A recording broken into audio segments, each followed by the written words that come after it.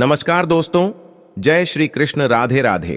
प्रिय दर्शकों, जो औरतें कपड़े खोलकर नहाती हैं उसके जीवन में इसका क्या असर पड़ता है, चलिए एक सच्ची घटना के माध्यम से इसे जानते हैं, जिसे सुनकर आपका रूह कांप जाएगा।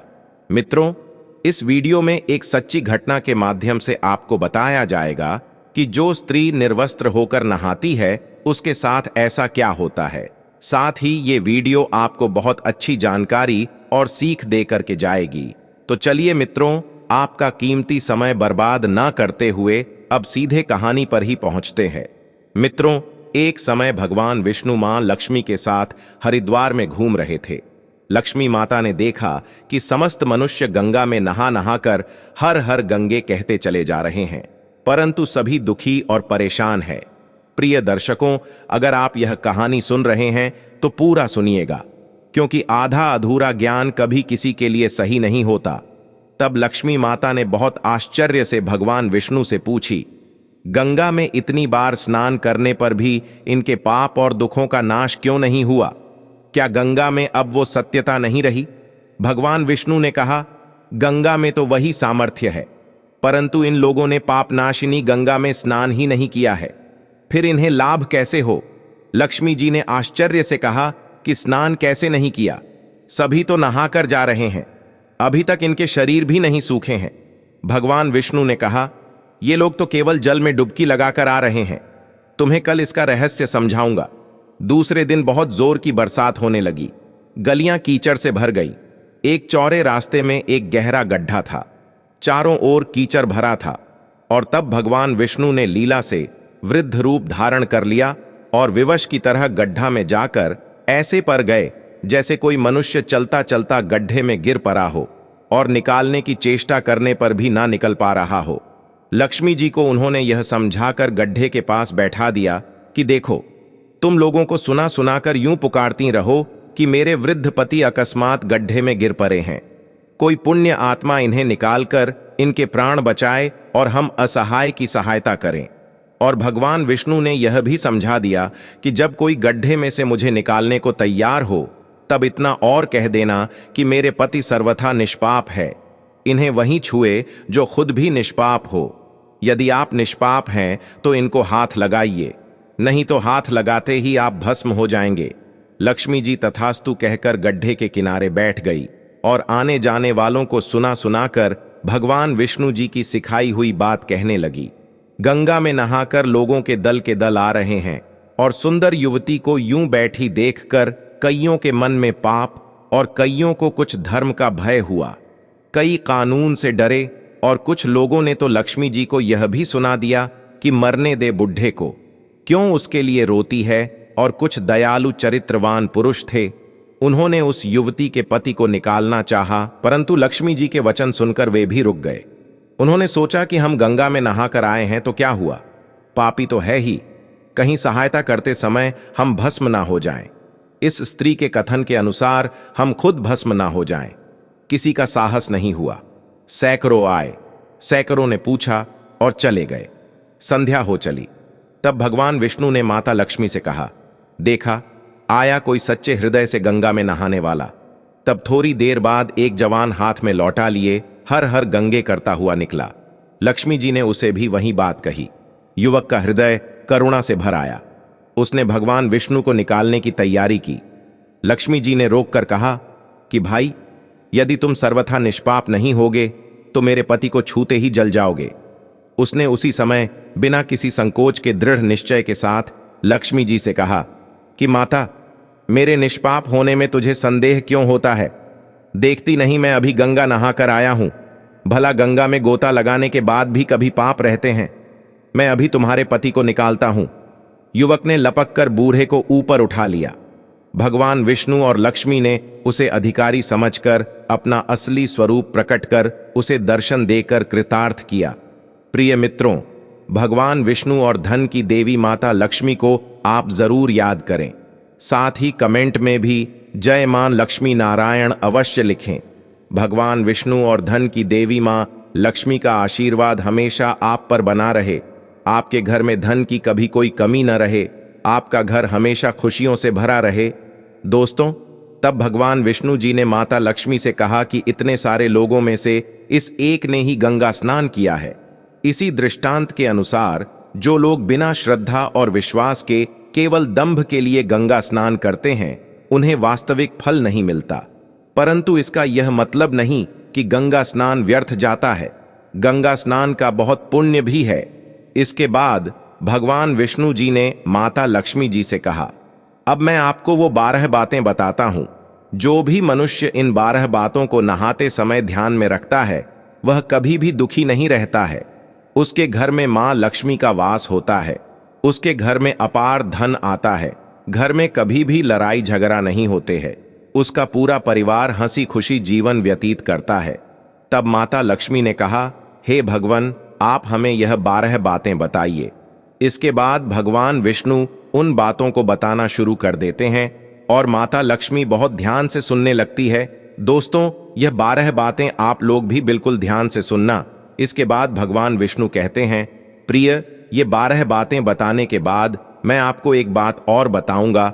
जो औरतें कपड़े खोलकर स्नान करती है उनके लिए यह बात बहुत ही महत्वपूर्ण है।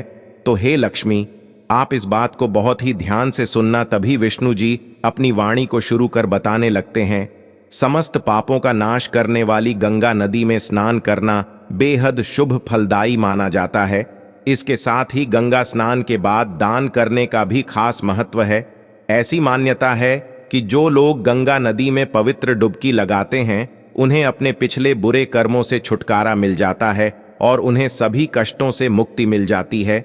इसके साथ ही गंगा नदी के पास दिया जलाना भी अत्यधिक फलदायी माना गया है। भगवान विष्णु आगे इंसान के पापों के बारे में बताते हुए कहते हैं, मां गंगा को मोक्षदायिनी के रूप में जाना जाता है। ऐसा इसलिए क्योंकि पौराणिक काल से यह मान्यता है कि गंगा में स्नान करने से सभी पापों का नाश हो जाता है और अनंत पुण्य की प्राप्ति होती है। इसकी प्रक्रिया यह है, जब आप गंगा में पवित्र भाव से स्नान करने के लिए जा रहे होते हैं तब पाप आपसे अलग हो जाता है, क्योंकि वह गंगा जी को छू ही नहीं सकता। पर गंगा स्नान के बाद बाहर आकर आप जब पुण्य पाप करने लगते हैं तो अलग खड़े हुए पाप और पुण्य आप पर सवार होने लगते हैं। इसलिए इंसान को कभी गंदे कर्म नहीं करने चाहिए। दोस्तों, माता लक्ष्मी एक प्रश्न को लेकर बहुत परेशान होती है, तो भगवान विष्णु से पूछती हैं कि आखिर मनुष्य अपने घर में गंगा जल का छिड़काव क्यों करता है, इससे क्या होता है। ये सुनकर भगवान विष्णु कहते हैं, गंगा के जल को घर में सूर्य या चंद्र ग्रहण के समय छिड़कने से ग्रहण का नकारात्मक प्रभाव खत्म हो जाता है। किसी भी मांगलिक कार्यक्रम में घर, यज्ञ वेदी या किसी स्थान को शुद्ध करने के लिए गंगा जल का प्रयोग किया जाता है। गंगा का पानी इतना शुद्ध होता है कि इसे पीने से सभी तरह के रोग और शोक मिट जाते हैं। घर में समय समय पर गंगा जल का छिड़काव करना चाहिए। ऐसा करने से गृह क्लेश दूर होने लगती है और परिवार के सदस्य तरक्की करते हैं। फिर माता लक्ष्मी भगवान विष्णु से अपना अगला प्रश्न पूछते हुए कहती हैं, आखिर पृथ्वी लोक पर भगवान के मूर्ति को जल में क्यों विसर्जित किया जाता है। इस प्रश्न का उत्तर देते हुए भगवान विष्णु अपनी कथाएं सुनाते हैं और कहते हैं, त्रेता युग के समय भगवान श्री राम ने भी जल समाधि के द्वारा वापस देवलोक आए थे। मान्यता है कि जब जल में देव प्रतिमाओं को विसर्जित किया जाता है तो देवी देवताओं का अंश मूर्ति से निकलकर वापस देवलोक में चला जाता है, यानी परम ब्रह्म में परमात्मा लीन हो जाते हैं। यही कारण है कि देवी और देवताओं की मूर्तियों और निर्मल को जल में विसर्जित किया जाता है। माता लक्ष्मी भगवान विष्णु से एक और प्रश्न पूछती है कि आखिर पृथ्वी लोक पर इंसान के मृत्यु के बाद अस्थियाओं को गंगा जल में ही विसर्जित क्यों किया जाता है। तब भगवान विष्णु कहते हैं कि इसका भी बिल्कुल वही वजह है कि मनुष्य की अस्थियां जितने समय तक गंगा जल में रहती हैं उतने समय तक वह स्वर्ग लोक में रहता है। सभी प्राणियों की हत्या करने वाले की अस्थियां गंगा जी में गिरने पर वह भी दिव्य विमान पर चढ़कर देवलोक को जाता है। इसलिए माता पिता सहित परिवार के सदस्यों की मृत्यु पर उनकी अस्थियाओं का विसर्जन गंगा में जरूर करना चाहिए, क्योंकि गंगा नदी में अस्थियां प्रवाहित करने से मृत व्यक्ति को स्वर्ग की प्राप्ति होती है। ऐसा इसलिए क्योंकि भागीरथ माता गंगा को स्वर्ग से ही पृथ्वी पर लाए थे।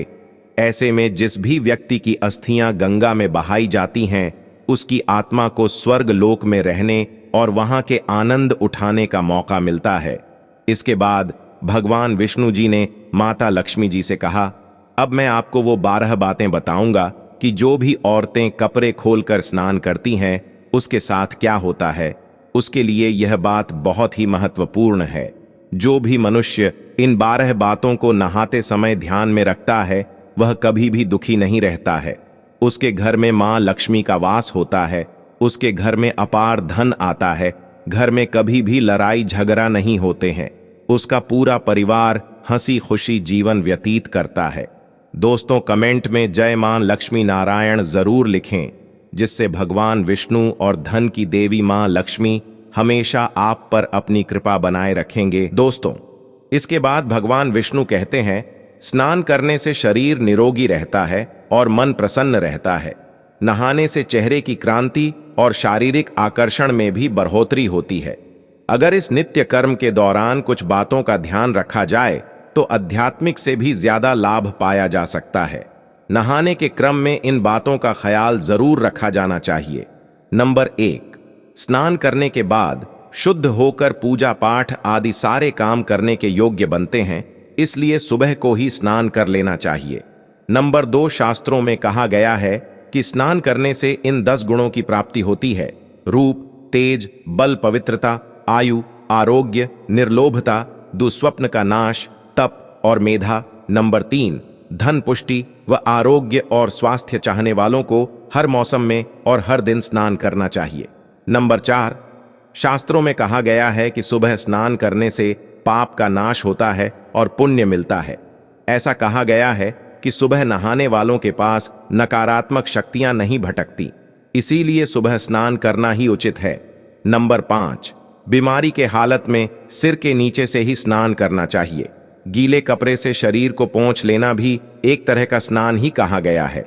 नंबर 6, सुबह की लालिमा छाने से पहले ही स्नान लेना श्रेष्ठ माना गया है। नंबर 7, तेल लगाकर और देह को मल कर नदी में नहाना मना है। इसकी जगह नदी से बाहर निकलकर तट पर ही शरीर साफ करके फिर नदी में डुबकी लगाना उचित है। नंबर 8, जिन घाटों पर कपड़े धोए जाते हैं वहां का जल अपवित्र माना गया है, इसलिए वहां से कुछ दूर हटकर ही नहाना चाहिए। नंबर 9, नदी में 11 या 21 डुबकियां लगाना अच्छा बताया गया है। नंबर 10, पवित्र नदियों में कपड़े निचोड़ने की मनाही है। नदी में किसी तरह की गंदगी नहीं बहानी चाहिए। नंबर 11, नल की तुलना में झरने का पानी, झरने से ज्यादा नदी का पानी, नदी के पानी से किसी तीर्थ का जल, तीर्थ के जल से गंगा जल अधिक श्रेष्ठ माना गया है। नंबर 12, गंगा माता का कथन है कि स्नान करते वक्त कोई चाहे जहां भी मेरा स्मरण करेगा, मैं वहां के जल में आ जाऊंगी, क्योंकि गंगा का जल अगर किसी अन्य जल में डाल दिया जाए तो वह जल भी शुद्ध होकर गंगा के समान हो जाता है। इसके बाद भगवान विष्णु जी ने कहा, अब मैं आपको औरतों के बारे में बताता हूं कि जो औरतें कपड़े खोलकर स्नान करती हैं उसके साथ क्या होता है। हिंदू धर्म शास्त्रों में हर एक चीज के लिए कुछ नियम बनाए गए हैं। इन नियमों में से एक है स्नान को लेकर की गई बातें। ऐसा माना जाता है कि आम व्यक्ति को शास्त्रों के नियमों का पालन जरूर करना चाहिए, जिससे उनके घर की सुख समृद्धि बनी रहती है और खुशहाली आती है, साथ में अपार धन बरसता है, माता लक्ष्मी प्रसन्न होती है। दरअसल हमारे शास्त्रों में ऐसी कई बातें लिखी गई हैं जिनका हम पालन सदियों से करते चले आ रहे हैं, लेकिन उसके कारणों के बारे में हमें अभी भी पूरी जानकारी नहीं है। ऐसे ही नियमों में से एक है निर्वस्त्र स्नान करना। आपने अक्सर घर के बड़ों को ऐसा कहते सुना होगा कि कभी भी स्नान बिना कपड़ों के यानी निर्वस्त्र नहीं करना चाहिए। अगर हम पौराणिक कथाओं की बात करें तो निर्वस्त्र स्नान की मनाही का एक सबसे बड़ा कारण कृष्ण जी के समय से जुड़ा है। पौराणिक कथाओं के अनुसार एक बार जब गोपिकाएं सरोवर में स्नान कर रही थीं और वो निर्वस्त्र थी, उस समय बाल कृष्ण ने गोपियों के सभी वस्त्र छिपा दिए। उस समय जब कृष्ण जी ने उनके वस्त्र छिपा लिए और गोपियों ने अपने वस्त्र वापस लेने की प्रार्थना की, तब कृष्ण जी ने उन्हें समझाया कि कहीं भी बिना वस्त्र धारण किए स्नान नहीं करना चाहिए। इससे जल के देवता वरुण का अपमान होता है, इसलिए आपको निर्वस्त्र स्नान न करने की सलाह दी जाती है। अगर आप नहाते समय यह सोचते हैं कि बंद कमरे में कोई आपको नहीं देख रहा है, तो ऐसा गलत है, क्योंकि ईश्वर आपको हर स्थान पर देखते हैं। और यदि आप निर्वस्त्र होकर स्नान कर रहे हैं, तो यह मुख्य रूप से जल के देवता वरुण का अपमान करने जैसा होता है। निर्वस्त्र स्नान से आपको पाप लग सकता है और आर्थिक एवं शारीरिक नुकसान पहुंच सकता है। यदि आप निर्वस्त्र स्नान करते हैं, तो आपके शरीर में नकारात्मक ऊर्जा प्रवेश करती है और आपकी मानसिकता भी नकारात्मक हो सकती है। इसलिए हमेशा आपको यही सलाह दी जाती है कि आप नहाते समय कोई एक कपड़ा जरूर धारण करें, लेकिन बिना कपड़ों के स्नान न करें, तभी आपके लिए बेहतर होगा। निर्वस्त्र स्नान से शरीर की सकारात्मक ऊर्जा शरीर से बाहर निकल सकती है और इसका प्रभाव आपके शरीर के साथ आपके मन मस्तिष्क में भी होता है। गरुड़ पुराण के अनुसार जब आप स्नान करते हैं, तब आपके पितृ यानी मृत पूर्वज आपके आसपास मौजूद होते हैं। यदि आप निर्वस्त्र स्नान करते हैं, तो आपको पितृदोष लग सकता है। ऐसे स्नान करने से आपके पितरों को तृप्ति नहीं मिलती है और ये घर में पितृदोष का कारण बन सकता है। और ये वस्त्रों से गिरने वाले जल को ग्रहण करते हैं, जिनसे उनकी तृप्ति होती है। निर्वस्त्र स्नान करने से पितृ अतिरिक्त नाराज होते हैं, जिनसे व्यक्ति का तेज, बल, धन और सुख नष्ट होता है। इसलिए कभी भी निर्वस्त्र होकर स्नान नहीं करना चाहिए। पुराणों के अनुसार नहाने वाला पानी पूर्वजों के हिस्से में जाता है और निर्वस्त्र होकर नहाने से इसे पितरों के समक्ष बिना कपड़ों के नहाना माना जाता है। शास्त्रों में ऐसी मान्यता है कि यदि कोई निर्वस्त्र स्नान करता है, तो माता लक्ष्मी उससे रूठ सकती है। इससे आपकी कुंडली में धन हानि के योग बन सकते हैं और आपकी आर्थिक स्थिति खराब हो सकती है। इन्हीं कारणों से आपको निर्वस्त्र स्नान न करने की सलाह दी जाती है और शास्त्रों में भी इस बात की मनाही है। प्रिय मित्रों, यह वीडियो अपने ऐसे दोस्तों के साथ शेयर जरूर करें जो कपड़े खोलकर स्नान करती है, जिसे इसके बारे में कुछ पता ना हो। साथ ही सच्ची श्रद्धा से कमेंट में जरूर लिखे, जय मां लक्ष्मी नारायण, जय सिया राम, जय हनुमान और देवों के देव, हर हर महादेव सदैव आप पर अपनी कृपा बनाए रखे। दोस्तों, वीडियो पसंद आई हो तो वीडियो को लाइक करें, चैनल को सब्सक्राइब करें। प्रिय मित्रों, वीडियो को अंत तक देखने के लिए आपका धन्यवाद। जय श्री राधे कृष्णा।